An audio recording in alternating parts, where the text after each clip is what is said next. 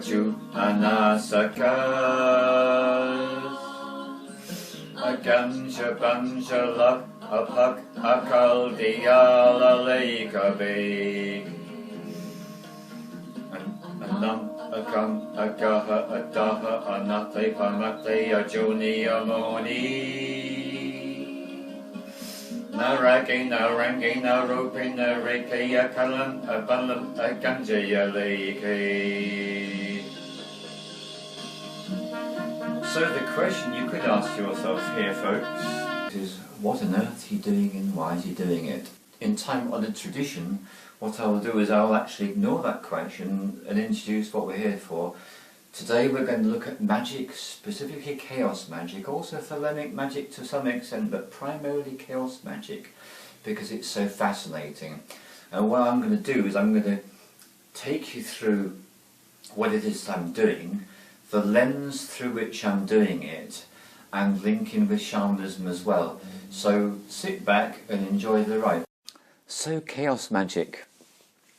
Before we go on to that, let's just go into magic. So magic is all about effecting change in accordance with one's will, would be a very simple way to put it. So being English and not a tea drinker, I love this example. So if I had the intention or the feeling or the desire for a cup of tea, the first thing that would happen is I would imagine what it would be like to drink this cup of tea.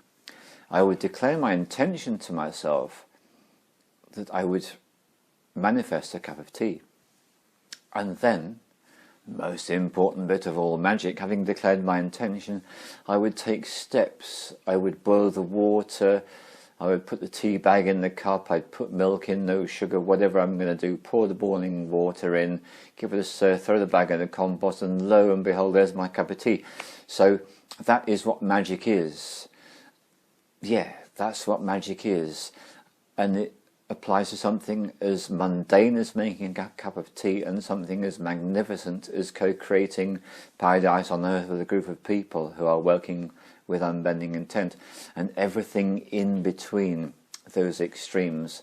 And this ties in with sex magic, which is the subject of the book which I've written and is still at the publishers waiting for final revisions before being published. So let's get into chaos magic. The thing about chaos magic is it has a statement, and this statement really is like the axiom for chaos magic, and it's a way of understanding the world and the universe that we live in, and it's very simple. Axiom number 1, nothing is true. Axiom number 2, everything is permitted. Nothing is true is a way of saying that every truth is subjective. If people are all looking at the same elephant from different angles, the elephant appears to be different. So we all perceive life and experience in our own individual ways. Of course we do. We're bound to. So there's no such thing as objective truth. Objective truth is what old school science tried to con us with, and then new school science came along with Heisenberg's uncertainty principle, which declared that the very act of observing an experiment changed what was going on irrevocably in such a way as it couldn't be the same ever again. Such a big one. So quantum and Heisenberg's uncertainty principle turned the whole of mainstream science upside down. So what most of mainstream science did is to bury its collective head in the sand and pretend that doesn't exist, and yet it's regarded to be a truth. So there we are. So nothing is true, everything's subjective, we've all got our different opinions, and this leads us on to belief systems. So if nothing is true, this links on to belief systems, which means we can choose to have as many or as few belief systems as we like. The second bit, everything is permitted. This is not a statement of how the world should be or how the chaos magician might like things to be. The chaos magician is incredibly pragmatic and saying that's how it is. At the moment, as you sit watching the screen, children are starving to death, children are being raped, people are being tortured, millions of people being displaced from their homes by bombing and gas attacks. That's the reality we all live in. So chaos magic says it is so. Whether we like it or not, that's how it is. So these are our basic premises. Nothing is true and everything's permitted. So from that, what the Chaos Magician chooses to do is to temporarily take on any belief system of their choice. So what I've been doing is I've been doing a Kriya, which is particular detox postures plus a meditation. So the bit that I was doing there is what I would call like an active meditation, and it was combining a whole load of things all at the same time, because I had this posture going on, and to do with the way my fingers and my thumbs are, and the way I was holding this, and this was creating all sorts of things going on in my body. At the same time I was doing that, I was chanting words, quite a lot of words, which really took trouble to learn, as well as I was doing breathing, and every time I was breathing in, inhaling, I was taking in the concept of Sat, which is I am, and then when I was breathing out, it was truth, so it's I am truth. So here's the thing. I chose to inhabit quite a complex belief system whereby a lot of things were going on all at the same time, to do with my body posture and my breathing and sounds that I was making and the meanings of those sounds which I had studied beforehand. So what I was doing effectively is I was playing. And this is what Chaos Magicians do. I was playing within that belief system, and this is what they do. A Chaos Magician suspends their disbelief. So normally their principle is nothing is true. So the normal default situation of the Chaos Magician, nothing is true. So there's no point in aligning myself permanently to any belief system whatsoever, because it's just, none of it's true. However, what I can do is I can temporarily suspend my disbelief, and I can enter into this world of this yoga and meditation practice, and I can then gain all the benefits of doing it. Now actually the yoga and the meditation is all for increasing courage in my life. I'm finding this practice extraordinarily powerful. It's changing me in all sorts of unexpected ways. However, because I'm making use of the Chaos Magic Mantle, what I'm doing is I'm taking this on as a practice for 37 minutes, once a day for 40 days, and as soon as the 37 minutes are over, it's over. I'm out of there, and I'm doing completely different things. I'm not thinking about it. I'm not attached to it. I don't care about whether it's true or not, because I simply inhabited it and I got a result. And the result is even stronger in bending into and even more productivity.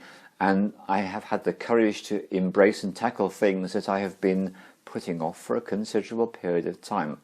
So this is where we start to see the real gift of chaos magic.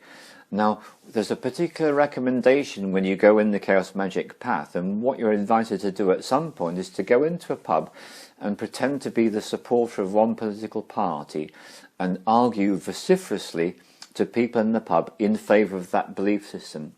Then the next day go into the same pub and take on the opposing political party and argue just as vociferously in favour of that system. So what this is doing is something quite profound, and particularly for people, some of the people that I find most stuck in their rigid belief systems are environmentalists and people that love the planet and care for animals. All these people who are very noble in their own way, they can be incredibly stuck and limited and closed off because they're so inhabiting their strictly fixed belief system that for them there is no possibility of any other. And that, I feel, is a profound weakness. And chaos magic addresses that weakness by saying, we invite you to become playful with existence. The whole point is we incarnate into these physical vehicles we call bodies. We're invited to be really playful with them and to explore different ways of being. So for a chaos magician, one of the most powerful things you could do as a professional would be to be an actor, or to take on any role like an actor. Because what does an actor do? The actor takes on a role, just like the chaos magician does, plays it for a particular period of time, and then puts it down again. And if you don't put it down again, you end up like Heath Ledger, who's so identified with the Joker he took his own life. So this is reminding us, the chaos magic, about all these belief systems. They're transitory, they're ephemeral, and what we can choose to do is to inhabit them for a length of time that's appropriate for us, and then we put them down and move on to something else. This is a way to be powerful. This is a way to enjoy your life, to have more fun. And that's what we're here for. We're here to have a really great time. So we can be doing these really serious things we care a lot about. In the meantime, having a really good laugh. And that's an approach to life that I thoroughly enjoy. So I recommend that to you. So the final thing I want to do is to unpick this thing about the actual practice. If you engage in a whole series of activities at the same time, so the posture, together with the breathing, together with the I am truth on the in-breath and the out-breath, and the actual words that are being spoken about, and the words are pretty far out to say the least. And here's a link if you want to do that yoga practice. This practice is very challenging and demanding for most people. The first time I did it, I thought, my goodness, well, I had to stop part way through the meditation part twice. I couldn't cope, it was just too much. So I am now so strong and courageous in this practice, I can do the entire meditation thing without so much as a blip. There are times it becomes actually challenging and painful. But because I'm literally playing with myself by throwing all these things at my consciousness all at the same time, this enables me to break free from conditioning and embrace a degree of courage which is something exceptional in my life. So that's what I mean about being able to take the magician's or the shaman's eye view of this yogic practice, which we're inhabiting as a belief system temporarily, just like wearing a pair of gloves when you go outside into the cold weather, getting all the benefits, taking the gloves off, and then choosing what else we're going to do with our day. So thank you very much. I love making films for you. You're a massive entertaining audience. Thank you very much.